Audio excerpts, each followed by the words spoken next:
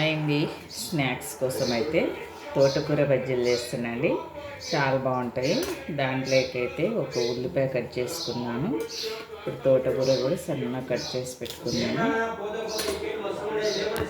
ఉల్లిపాయ కూడా ఇలా సన్నగా పొడవుగా కట్ చేసి పెట్టుకున్నానండి. మా సార్ అయితే క్రికెట్ చూస్తున్నాడు, అందుకని అలా అరుస్తున్నాడు. తోటకూర అయితే ఇలా సన్నగా కట్ చేసి తరుక్కుందాం. ఇంకా డల్ వస్తుంది. తోటకూర ఉల్లిగడ్డ కట్ చేసి పెట్టుకున్నాం. ఇప్పుడు తోటకూర కడిగి కలుపుకుందాం. ఓకేనా? పకోడీ, తోటకూర పకోడీ ఇదండి. కొంచెం గుప్పడి కరివేపాకండి, బాగుంటుంది పకోడీలోకి. శనగపిండి తడుపుకున్నామండి. కొంచెం వంట సోడా, వాము, కొంచెం ధనియాల పొడి అండి, రుచికి తగినంత సాల్ట్, ఒక 3-4 పచ్చిమిరపకాయలు అయితే తీసుకొని సన్నగా కట్ చేసుకుంటాను. కొంచెం అయితే కారం వేస్తున్నా. 4 పచ్చిమిరపకాయలు వేసిన కారం వేస్తున్నా. ఇప్పుడైతే ఆయిల్ వేడి చేస్తున్నానండి. ఆయిల్ అయితే స్టవ్ మీద పెట్టిన. ఇప్పుడు ఉల్లిగడ్డ వేస్తున్నా. ఉల్లిగడ్డ వేసి బాగా ఫ్రెష్ చేయాలి. ఉల్లిగడ్డ వేసినాక ఇలా కలుపుకోవాలండి. ఇప్పుడైతే తోటకూర వేస్తాను. వాటర్ అయితే చూసి వేసుకోవాలి, ఎందుకంటే ఇప్పుడు కడిగి వేస్తుంటాం కదా, తోటకూరలు కూడా వాటర్ ఉంటాయి కాబట్టి చూసి కలుపుకోవాలి. ఓకేనా? ఇది ఇంత చిక్కగా కలుపుకోవాలి. పకోడా అంటే ఇలా వేస్తే పడాలి. ఇప్పుడు ఆయిల్ కాగింది, వేసి చూపిస్తానండి. ఇప్పుడు ఆయిల్ కాగింది కదా, ఇలా వేసుకోవాలండి. అంతే, ఇలా ఎదురిస్తుంటే పకోడా లాగా పడుతుంది అనమాట. క్రిస్పీగా అవుతుంది, ముద్దలు ముద్దలు కాకుండా. ఓకేనా? వద్దండి, తోటకూర పకోడీ రెడీ అండి. సూపర్ టేస్టీగా ఉంటుంది. దాంట్లోకి అయితే పచ్చిమిరపకాయ ఇలా చీల్చి వేయించానండి నూనెలో. ఇలా నంచుకొని తింటే సూపర్ టేస్ట్గా ఉంటుంది.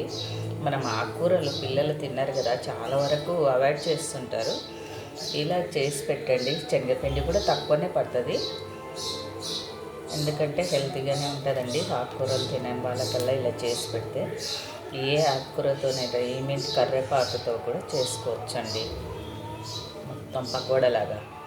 ఆ వీడియో కూడా ఒకసారి చేసి చూపిస్తాను. నచ్చిందా మీకు? నచ్చితే ఒక లైక్ చేసి సబ్స్క్రైబ్ చేసుకొని ఫ్రెండ్స్, సపోర్ట్ ఇవ్వండి. మీ అందరి సపోర్ట్ కావాలి మాకు, తయారు బాబుకి, మాకు మీ అందరి సపోర్ట్ కావాలండి. ఇన్స్టా కూడా ఉంది, ఫాలో కండి. ఇన్స్టా ఫాలో అయ్యే వాళ్ళైతే యూట్యూబ్ ఛానల్ కూడా ఉంది, ఫాలో కండి. తోరపద్దు లాక్స్ అనే ఉంటుందండి. మీ అందరి సపోర్ట్ కావాలి. తోటకూర పకోడీ అయితే రెడీ అండి. మా డిన్నర్లోకి అయితే వేడిగా దీంట్లోకి ఉల్లిగడ్డ, నిమ్మకాయ, ఇంకా పల్లీ కూడా వేయించుకుంటే కూడా చాలా బాగుంటుంది. దీంట్లోకి ఒకసారి పల్లీలు కూడా వేయించుకొని కూడా తినచ్చు. అలాగా మనం పెళ్ళిళ్ళలో డిన్నర్ పెడతారు కదా స్నాక్స్, అలాగా చాలా అంటే చాలా టేస్టీగా ఉంటుందండి.